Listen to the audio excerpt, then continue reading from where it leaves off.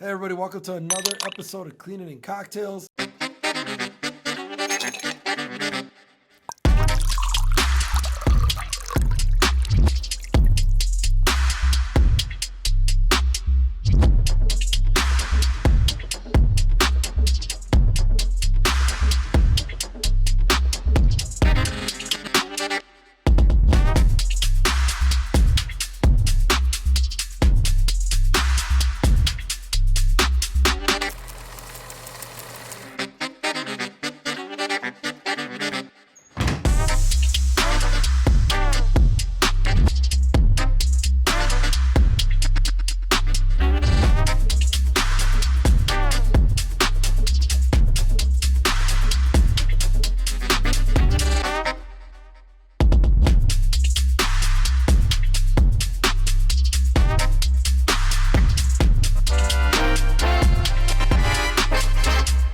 You know what we do here? We bring on guests to share their stories, specifically those in the cleaning industry, right? In this case, I got fellow tech founders that I'm getting to talk shop with and have a couple cocktails with and let them share what they're doing at Cleanster.com. So I've got Derrick, who's the CPO and co-founder, and I've got Gloria, who is the CEO and co-founder of Cleanster. It's Cleanster.com. And you guys, I wanted to bring them on. I've known them for a minute. It's funny, our mutual friend Phil Castro reintroduced me to you guys. Phil's a great guy.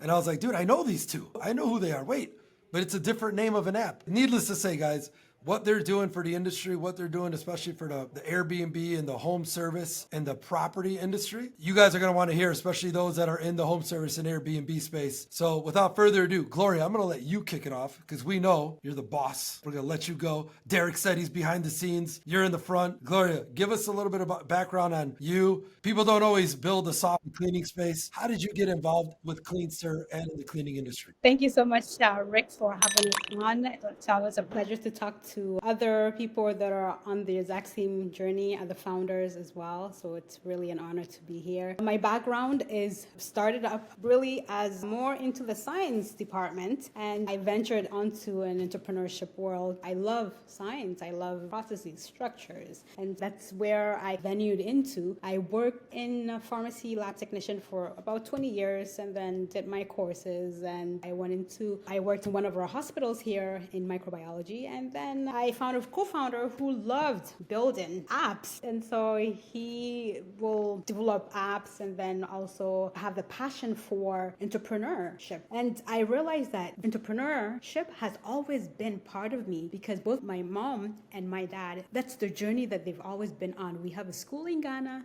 and they've actually instilled that in us at a very young age. So it was, I think, a smooth transition from me to decide when I was on my path of the corporate world, and when I found the love of cleaning, it was a very easy transition to do.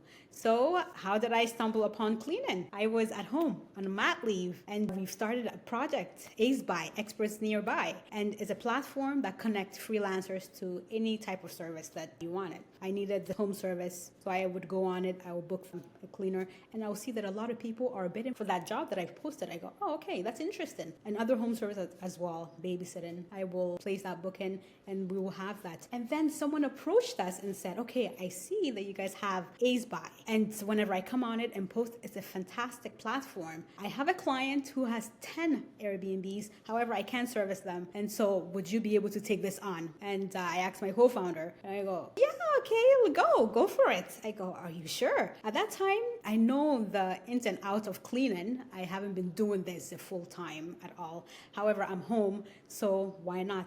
I went for it. I spoke to him, and that's when the journey kind of started for me to learn about cleaning. There's cleaning your home. There's cleaning Airbnb, which are completely not the same, and I'm sure you know.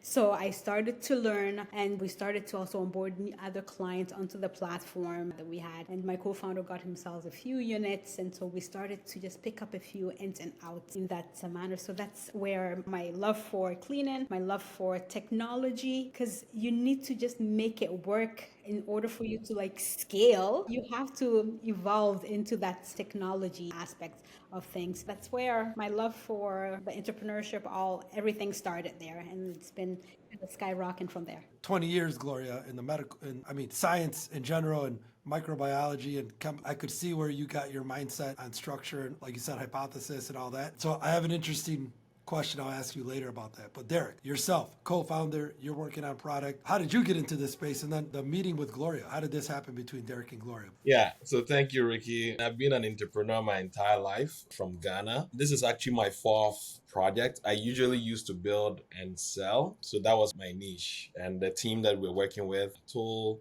Chita, and the rest, I've worked with them for almost 12 years now. So they really understand the business models. When I started life, my main background is accounting, but I do love technology. So I built the first PayPal for Africa. It was called Fast Cashier. I also did another one when I came to Canada. It was called Zero Pay, and I sold it to Ping Express. And then I started Ace Buy.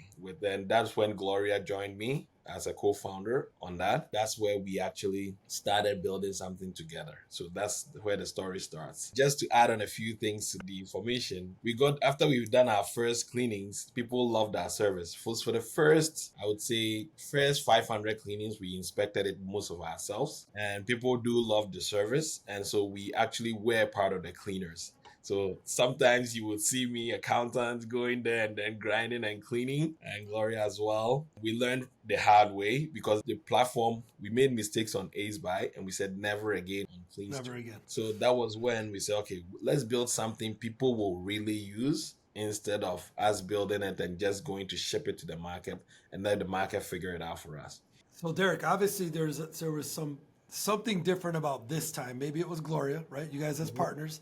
But you said usually you're a builder, you build and you sell. Was it the dynamic between you and Gloria and the market opportunity that you guys saw, hey, this one's different, I think, and what was different about this? So yeah, Gloria was the key component on our success when we started. And it was actually from Ace Buy. And then Gloria came in and said, hey, it looks like 80% of your revenue is actually coming from home cleaning service. So when we built the Ace Buy platform, Gloria was like, okay, it looks like that is working. The developers, designers, whatnot, we don't really care about that. Let's focus. So then we built that focus, and she was on, I don't know if you know KGG, that's the Craigslist of Canada. Oh, yeah. And she was grinding and getting people. And her power to connect with people is infectious.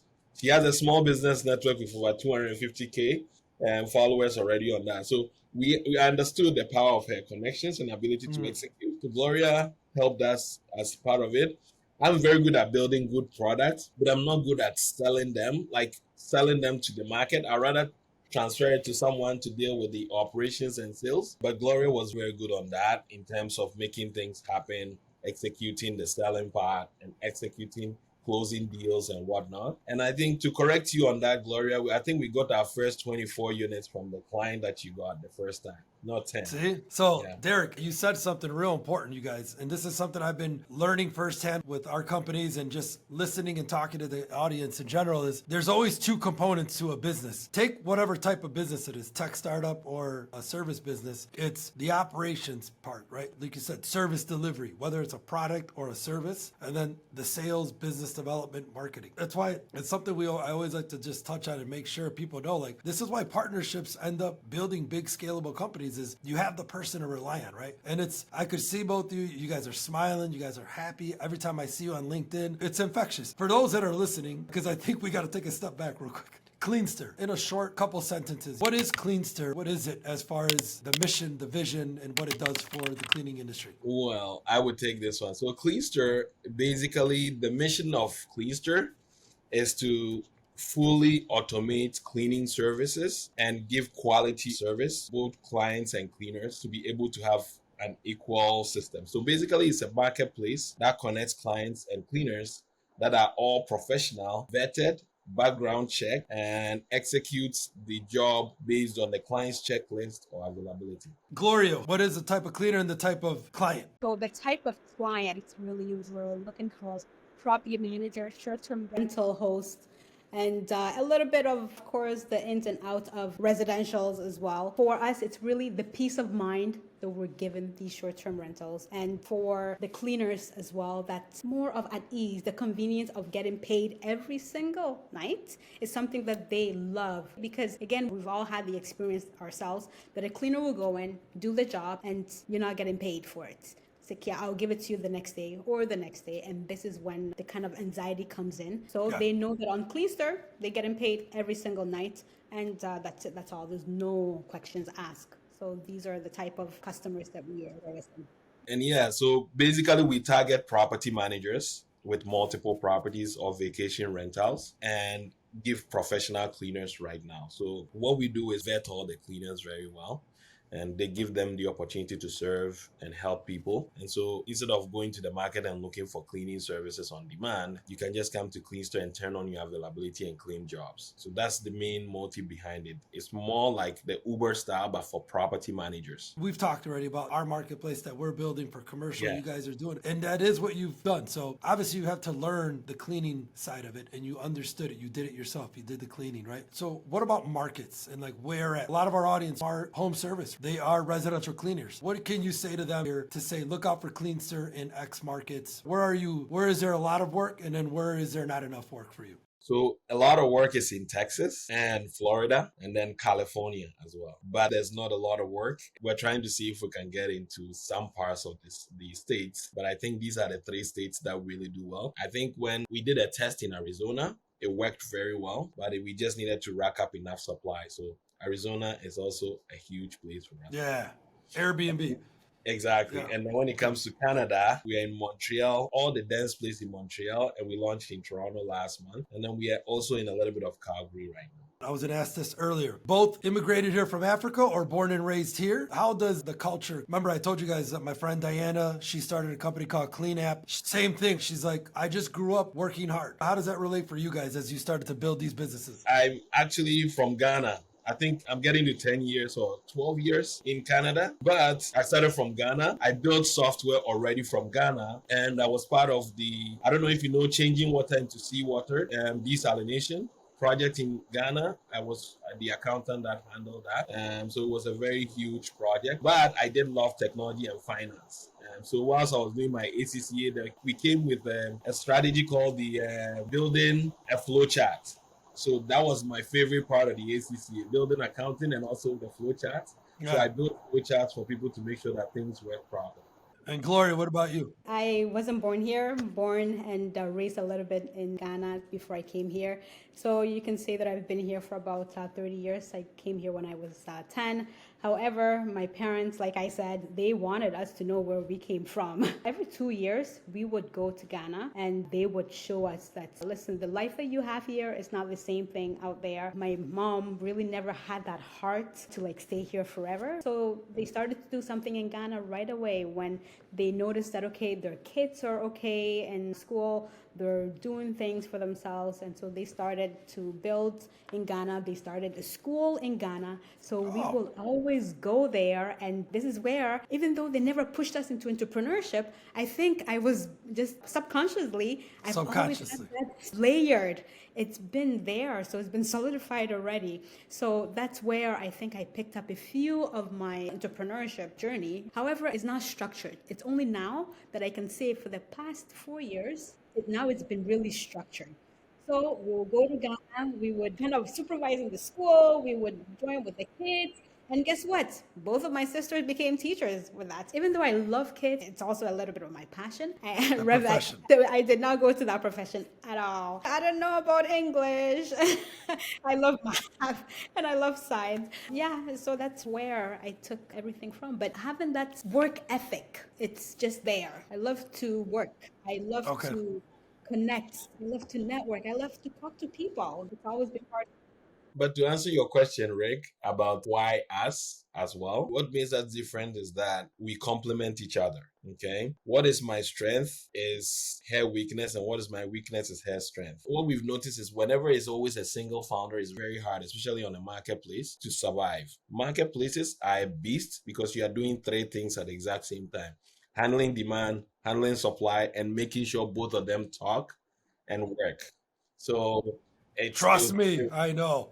It's very, very crazy on that. So what we learned was typically when I'm meeting people for the first time, they typically don't see the intelligence behind me able to execute things. But in due time, they get to understand, okay, this guy really is like an onion. The more you peel, the more you see other things that you're getting into. So even coming here in Canada, I came here as a bookkeeper. They hired me as a bookkeeper, even though I was an accountant in my country. Within 2 years, I was promoted to director of finance and operations. It's because my first impression of people see me the first time, like, are you sure you are the guy who built Cleanster? But then after we talk to them in a while, I'm like, okay, you know what? Come and see what I'm actually doing, and you see it. That is one thing that I'm not good at. Like people see me the first time, like, okay, this guy doesn't really know what he's talking about. But when you're talking to me for a while, then you get to know it. I'll tell you, Derrick, Yeah. when I met you two for the first time, within the first 10 minutes, I remember the first conversation, and I brought Ricky over, and I was like, hey, you should jump into this call real quick. We're talking about some good stuff here. Man, that's crazy. What you guys have done without, like I'm building software for the cleaning industry. I've had a cleaning company for so long. I'm in it, living it, breathing it. We're going to have information on the link. The reason why I'm pitching what you guys do so much is A, you're providing leads and income and revenue for cleaning business owners. Residential, tough, hard. They're trying to learn how to market and sell their services. And what I want to get to as I'm talking here, guys, is, and then the property manager, that's hard. You got to find the business for the cleaner. So again, love how you're connecting. That's why I wanted to bring you on. Now let's talk about on the cleaner side. Is it also a goal that you are trying to book them and help them build a schedule, right? Because that's the number one thing I've learned and I've seen when it's residential cleaners, it's not an 8-hour day all the time.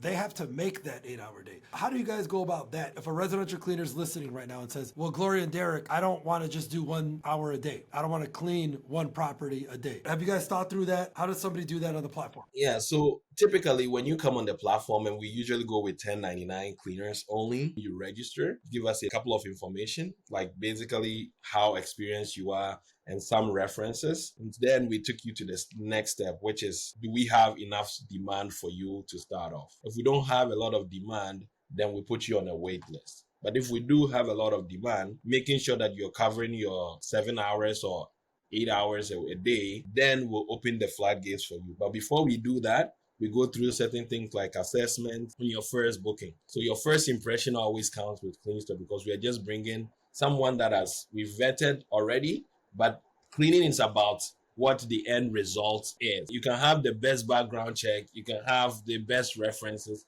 but if you don't clean well, that will take you off the platform real quickly. So that is what we are looking for. We don't care about the language you speak, because the app translates your language. We don't care about if you're a single mother or anything, or you're gay, bisexual, whatever. As long as you can clean, we're good, Now, I think I saw, correct me if I'm wrong, I stalk all of my guests. When they come on, I have to know who they are. But I just saw Cleaner Bot. Tell me about Cleaner Bot. That's another level of quality, right? That's pretty cool. What I was looking at is, it seems pretty cool. Can you explain what that is for everybody? Sure. The Cleanster Bot we've just implemented lately. Whenever we've had a lot of clients and cleaners complain about a few things. So as a client, you come on the platform, you put in all your information at the property information section. So when your cleaner is on their way, now it automatically populates into the message section, letting them know this is all the information that I have, and this is what you need to do with all your notes, everything that is specifically for that unit and for that day. And also after, when you're done, we've also implemented the exact same thing. The things that a lot of cleaners forget, like, okay, is my door locked? Does the place smell good? Is my remote control there? Is the TV on? All the little things that we keep on getting from hosts and clients, we've attached it onto the Cleanster Bot. Especially Airbnb, right, Gloria? Airbnb is that extra level of attentiveness. Yeah. And to add on to it, whilst the cleaner is cleaning, if the cleaner has a question like, what is the Wi-Fi? The system just puts up the information. And then let's say if the cleaner wants to know, or the host requested some photos, evidence on the checklist, and the cleaner starts to pick the checklist, our system will tell them to remind them that if you have these photos, please put them on the app. So the idea here is to stop the hosts from repeating themselves over and over again, so that hosts can spend time doing what they love, which is finding more units and getting more revenue versus having a platform that doesn't respond and always sitting there having to hire someone for operations. We want to get rid of that problem of having people for operations. If the Cleanster Bot can respond to every single thing that you're looking for and make sure your cleaning is done right, then that's about it. You don't really need another virtual assistant to sit down and respond to cleaners. You just have a Cleanster Bot. Automation all the way. So another question I have, you guys, is there a difference then? Because I remember, Derrick, you said 1099 for people that are listening. A cleaning service business owner, especially, again, residential Airbnb, is this ideal for a business that has like 40 cleaning technicians in the field? Or is it more better for Gloria and her friend that own a cleaning company together and do the cleaning themselves? What have you seen the best experience with? So with the market, we have two models, and this is where I'm going to explain it properly. We have two models. The marketplace is basically it's a 1099 purely. If it's an individual, you cannot register and send someone to the unit. We always want You, the person, has, oh, okay. Got it. Yeah. So that's the difference between us and other players. We focus on the person that is executing so that when they do it, they are responsible for it. We've seen that the quality becomes better if you get direct access to the person responsible for it. I agree. Dealing with the manager. And then we have the SaaS model, which is managing your cleaning crew. We charge $6.99 per unit on that. So if you have your own cleaning team and you want to manage them on the Cleanster platform, we also do that as well. Yeah, that is for businesses. Yeah. Okay. And I see why you would do that. Is a business may have 10 cleaners and they may have somebody in the office that can manage. So if you're talking to the manager, it's like you're talking to the staff because they're responsible. Okay. Exactly. That makes sense. Yeah. Man, I'm breaking this down. I'm about to start working at Cleanster too. So We thought about it and we said, okay, we understand the fact that people want to run a business. But if a company is offering you life insurance, accident and death insurance covered for all cleaners, and they are offering you free background check, and they are also offering you payment every single night, what more do you want? If you want to run a business, you can have multiple people. And then we're going to launch something called the crew, where you can manage your crew. But for now, we don't have that yet. Awesome. Oh man, this is exciting, guys. So now let's flip it. Let's talk about the client side now. So I have a lot of property managers that also listen in and watch the show. I think we talked about this is if you have a large residential complex with 150 units, that is actually still considered an opportunity for you all because it's residential or no? Or do you not go after luxury residential properties, condo or apartment? Can you define that on the client side? On the client side, we do have apartment buildings. Home is part of the apartment buildings, and anything where people stay at home residential, we have the home service. And then what we've seen is apartment buildings also want a piece of the action. So we have something called the common area. So typically they want you to clean the common area of the apartment building. So that's one of the key features. But our highest revenue maker is the short-term rental. Okay. That's why we always stick, most of our messaging is really around what we do best or what is giving us the most drivers, which is the short-term rent. But to answer your question on commercial side, we can't do the commercial one because usually those deals with contracts and amenities and you have to bring machinery and whatnot. It's a beast on its own that we cannot tame for ourselves. All right. So cool. So we'll team up.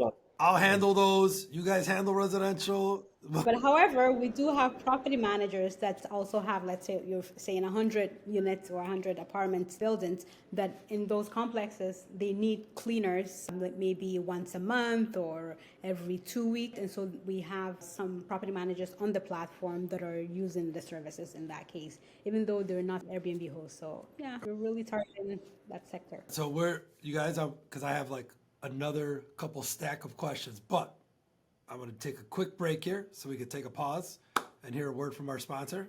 And then we'll come right back and pick up. Where we're going to pick up, you guys, is the business side and how you have gained your subject matter by default, learning the space yourself. So on that note, we're going to take a quick break.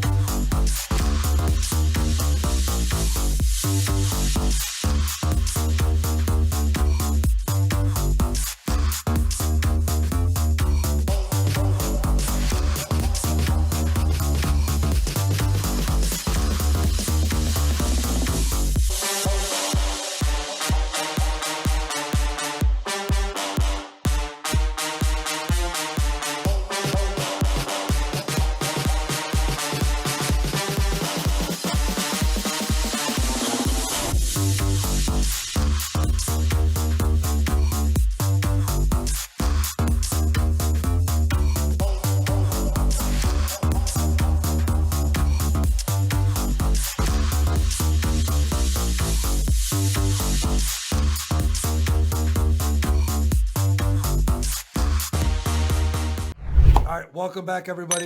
We just had a nice little conversation real quick on the break here, but I'm going to catch everybody here up to speed because we got some impressive numbers I want to talk about. So when we were on the break, everybody, listen to this. I thought was 60,000. Now it is 77,000 cleaning contractors on the platform today. I said 77,000 cleaning contractors, you guys. And we're only talking a few states. So again, tells you how big the industry is. And then Gloria and Derrick, you guys said you have 15,000 clients on the platform. Multiple properties. Yeah. So take a quick second. Let's take a drink. Let's take a cheers. Cheers. Because damn, that is a lot. Again, the journey part is, when did you launch and when was the first cleaner? And then when was the first client? What was that like to where you are today? I knew this was coming. We did our beta testing from the pivot, right, from Ace Buy into Cleanster. And what year was that, Gloria? What year? 2019. Okay. Yeah, so on 2019, we did that transition onto Cleanster. But however, remember, we were still building our app. So we had about 500 cleaners and I think maybe 100 clients. That we moved them from Ace Buy onto Cleanster, and we're trying to figure out Cleanster, that platform. So we are going there. I'm using the app. Derrick is using the app. We're trying to fix it up. Literally, like Derrick will always say, the plane is in the air, and we're trying to just put all the parts together. It's amazing. I'm saying amazing, but you know how that is. It's really like a roller coaster. We made it work along the way. And then, like you're saying, when we were speaking, I don't think we were anywhere close to like even 40,000 cleaners back then. And so it's just we're skyrocketing, like in terms of cleaners on the platform and also in terms of clients. Yeah. And to add on to this, I'll tell you the first start when we started this, it was extremely scrappy. Gloria was using Google Doc and basically getting the calendar from the Airbnb client and then manually sitting down to book 50 bookings a night just to make sure that there's someone to pick the job. And then But remember, Derrick, you would agree, but you had the process. So Yeah. remember, we always talk about software can't solve the problem. A process solves the problem. operations is the first thing. Without operations, everything else, it won't work. Ops does it better. And then my side was to go back in the system and check the technology side. So whilst Gloria was working alongside with Prina and getting things done, my job was to watch them do the things that are most difficult for them to finish and then automate them. Yeah, so that was what I was doing, just watching them. Anything they were doing so difficult, we just automated them gradually. And up to now, we only have 20 employees, but our competitor has almost 150 employees. And we are 20? doing it better. Yeah, because we focus on automation than hiring people. Because the more people you hire, it doesn't move the needle faster. Sometimes it really pulls the needle even backwards because there's a lot of opinions before an action is made. Yeah. Wow. All right. So guys, so we talked about Cleanster a lot. I want to take a step into, as we continue, go down this journey, is the industry. Let's just stick to Airbnb, since you guys said that is the niche that you guys like to live in. Yeah. You're learning the Airbnb industry. What kind of trends, or what do you see in the next couple years to 5 years that you've learned from the past and that you see today that you could share some knowledge on, as far as for those in the Airbnb space? It could be either a host that's listening in, or again, cleaners that are launching companies in the Airbnb space. Yeah, so I would say what we've learned is direct booking is going to be the new normal. People will be more branching into their own brands. And for me, I think the mid-stay will be the main revenue stream in terms of short-term rentals. So there's going to be a lot of 1099 cleaners coming in because people cannot hire full-time employees when guests are staying for more than a month. It doesn't make sense to have someone just to come and clean once a month and then have them on payroll. So we're going to start seeing the adoption of 1099 employees much, much faster. Through Cleanster, or through a platform, because Yeah. again, the short-term rental host isn't in the business of managing all these vendors. Exactly. Yeah. That's what we're seeing. And then direct booking. So Airbnb might start buying these PMSs, I'm thinking, because it will make sense if you do, or these property soft OTAs, they will start buying these property management companies for sure. There's some underlying thing that might happen like that because there's a lot of them, and there's some of them have great things, others have their strength, others have their weaknesses. So that's what we're seeing now. Most of them are also going direct booking. You will see that all the PMS are all adding direct booking. So that is something that is going to be a trend, and that will bring the OTAs to buy them. Because if they acquire them, they still get a commission anyway. Yeah. So that will be something. And then what I also see is regulation is going to be tough, because now, for what I'm seeing, Montreal, it happened. You cannot do Airbnb if you don't have a license, or even if you have a license, you need an approval from the apartment building. So some people are going midterm, 30 days and above. So we're going to see more of that A regulation. long stay, like a longer stay than a quick 2-day stay, right? Exactly. And so we have New York. Also, Airbnb is actually fighting an issue. Same for Austin. Austin is also something happening there. So we're seeing all these trends until it's out of the court, or until it's outside and everything has been decided. It's going to be a lot of regulatory constraint, because they cannot do a lot of dynamic. Airbnb started like just rent your bedroom or your thing on the Yeah. floor. It wasn't about the whole property, like a Exactly. unit within a building, and okay. Yeah. So now they might be forced to have a lot of compliance and making sure that the state also gets their share and whatnot. And then I think that's why they have so many lawyers. Airbnb, apparently they have so many lawyers. I feel like I refer to it as Airbnb, but I did hear you, Derek. Like, it is short-term rental, though. Like, Airbnb is one of the brands. It's synonymous, you know? But Gloria, so what about you? What do you look at, and what have you learned now from the business development sales side, or even social media for the short-term rental space? I would say move on to the social media. Just the fact that we started off by building a community on Facebook, I think helped us tremendously with our small business network group. And then we started also an Airbnb professional cleaners, and then a short-term rental group. So all of these social media that we have, this is really what is bringing in our customers, which is the cleaners and the client side. And also to have They're both going there. Yeah. Exactly, that's it. And to have influencers too to back you. When someone uses your service and loves that service, they want to share it to their audience. And so that kind of also amplifies what you're building. And so this is just the power of a network. That's really... No, I mean, I'm a first and a very big believer in community network effect. Whether it's my cleaning business that I have on Rosalato, I have Route, I have Cleaning and Cocktails. You guys have what you have, like the way that you went to the social environment, because you're providing opportunities, you're making connections, you're giving knowledge. That's why I wanted to ask you guys about the short-term rental space, because it just adds credibility. You guys know the space that you're in. Yeah, it's going to boom. Did you hear about Zillow giving 1% down payment for buildings? It just launched 5 days ago. And I'm telling you, the space they are targeting is short-term rental. Wow. Because you only pay 1% down payment. That's very, very cheap. You're not probably living there. Yeah. Right? Like, you're trying to buy it to do And something. you look at something. I see the trend coming. It's going to be very big.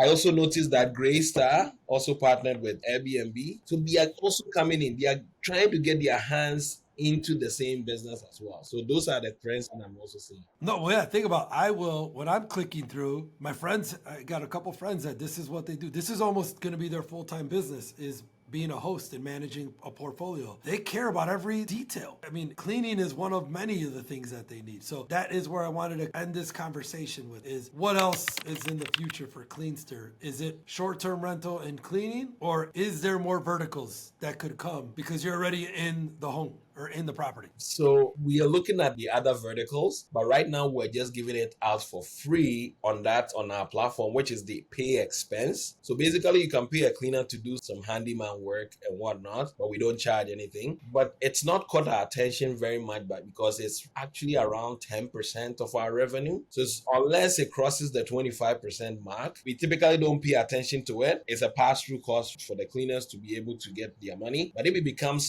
something that we've seen a lot, then we'll pay attention to it and say, okay, this is something that we're looking at.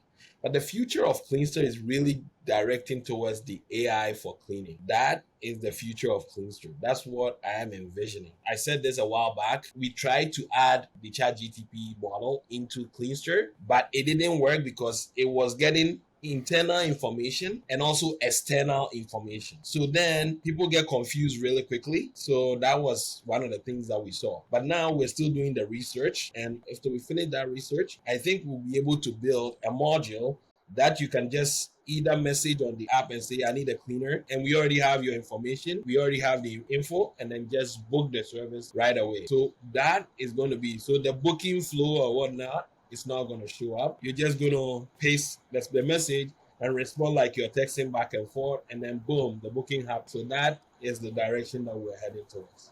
And you also touched on something very interesting. You're saying you're ready in the home, they trust you. So what else can you add on, right? In the moment, we really kind of solidify what we have in terms of the short-term rentals and that bit of the home as well. And eventually, for sure, we have the technology, like you're in that space too, so you can always add on those other pieces just to fill up those other gaps, add on the other revenues. Basically, when there's a low season for something, you have on something else that's a high season add to, because they already trust you and they need that service. So yeah. As everybody who's listening, you hear these two. They're a wealth of knowledge. They understand the cleaning industry. On top of that, they're trying to make this autonomous for us. Because again, remember, you cannot replace a cleaner. You will always need a hands-on detailed cleaning service. We are pretty much recession-proof, pandemic-proof. I think in an extent we're robot-proof in some degree. But what could you say, like, what do you want to leave the cleaning industry audience that we have right now with us, from Derrick and Gloria to them? What are some advice or some exciting things that you want to leave them with as we come to an end? I would say we build this really from the love of cleaning. The idea of automating things and getting things done for people, usually you need a reminder to help you as well. So what we are trying to do is take out everything that you, the cleaner, know, but also enhance your ability to execute properly. So what we are trying to build is when a client makes a request or they automate their request, you have the power to actually execute properly. So this AI bot, Cleanster Bot we created, is actually to enhance your capability and give Enhance. you Yes. exactly. Okay. Gloria, what about you? I would say innovation is the future. I'll never stop saying that.